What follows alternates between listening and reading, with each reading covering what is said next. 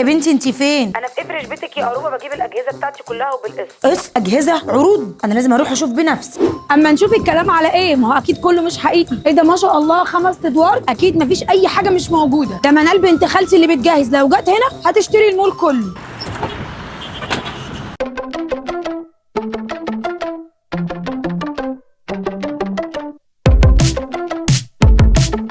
انتوا بقى افرش بيتك اللي بتقسط كل حاجه؟ طبعا يا فندم، تعالي فوق يا فندم اوريكي كل المنتجات اللي عندنا.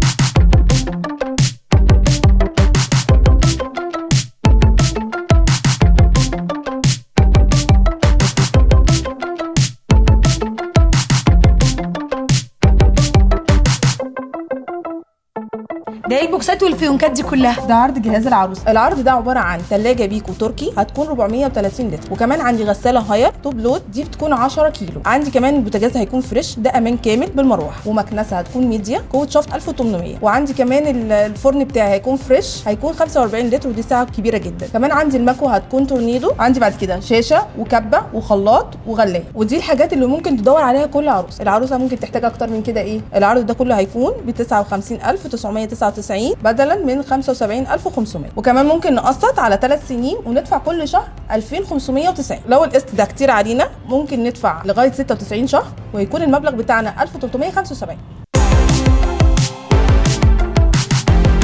هنا عايزه اقسط التكييف ده. طبعا ممكن نقسط التكييف ده ونقسط كل الاجهزه الكهربائيه وكل الاساس وكل انواع الموتوسيكلات متواجده عندي لحد 120 شهر. وكمان ممكن نقسط لك شبكه العروس.